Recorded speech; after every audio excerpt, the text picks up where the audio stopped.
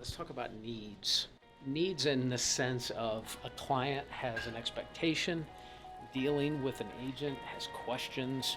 How do you address those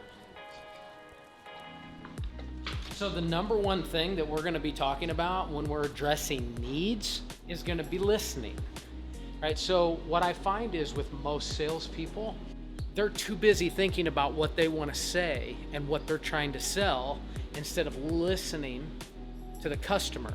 So about 35 to 40% of my business is dealing with customers that have previously failed with another agent and then hire me. So what I get to learn based on that is, what did the previous agent do and say and ask you in regards to this particular problem? And what I find is the answer almost all the time, almost every time I'm dealing with a new client, is they never asked us about that.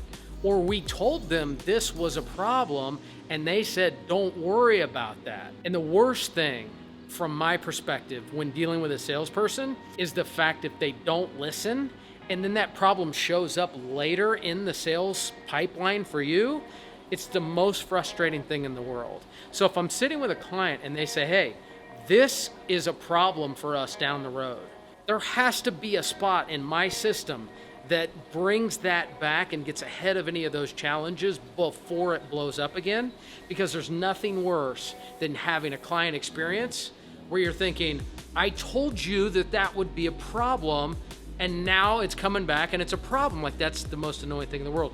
So needs of a client is listen to what I'm saying and consider that it's important to me.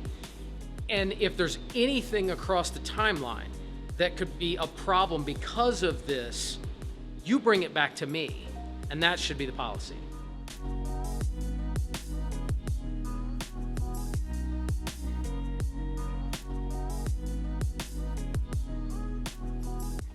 So it's got to come back to why do I care as a client? Why does it matter to me? And what's the value, right? If I'm a client, I'm looking to hire somebody, what's the benefit to me that you're doing all of these things? So let's talk about the client experience in regards to problems. It's a topic we like to talk about a lot because it's one of the things that our competition, I feel, addresses very poorly. So I would always ask, if you have a doctor that is doing 15 surgeries a week, or the equivalent of 300 surgeries a year, is that surgeon going to be better and more equipped to deal with problems as they arise than a surgeon who's doing one surgery a month or 10 or 11 surgeries a year?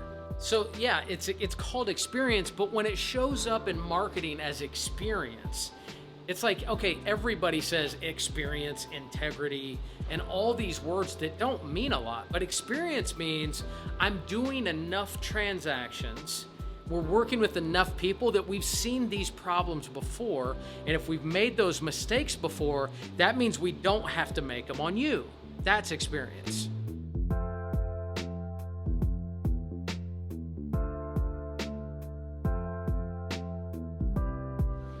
All right, so the plan of action, it just means that we have a detailed list of things that we're going to give you based on the idea that when you hire us, we know what is going to happen next, okay? What that means and what it doesn't mean are two important distinctions. What it means is we have a plan. So when I list the house, I say, today is this date, and I'm going to sell your home and deliver your check on a new date. So if today is July the 15th, then I'm gonna go ahead and list your home today. We're gonna get the house ready for the market. We're gonna go through the process, and we have a list of things that we're gonna do. And then we're going to close on this date, right? And we might provide September 15th as the day that I'm gonna deliver your check. I suspect, and what I've heard, is that most agents don't give an anticipated closing date. Well, why not?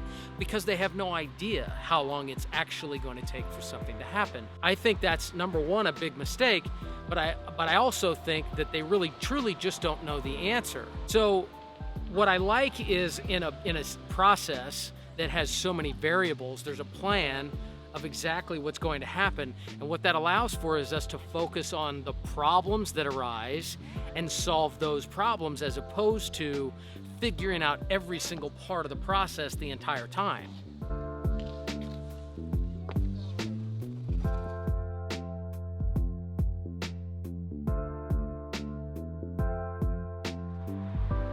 All right, so you keep asking me about motivation, like motive to action. Why do we do anything?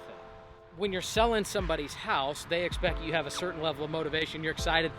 Usually you want to make money, you want to have status, you want to win awards, all those things, fine. I want someone to need those things and to want those things at some level, but what truly is the motivation? Like, why would I show up every single day and do this job at a level that would create all of that type of success? And it's got to be something fundamentally stronger. Like a huge piece all the way out in the distance would be legacy.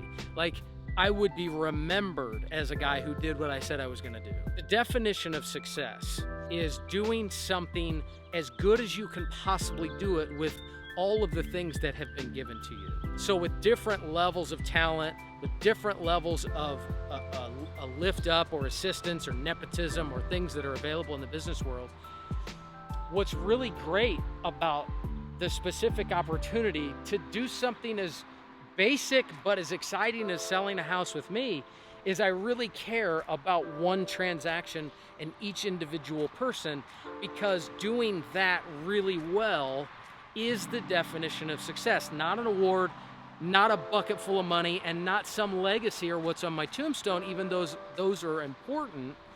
What's really important to me is being the best at that one particular part, which is getting your home sold and getting you moved to a new home.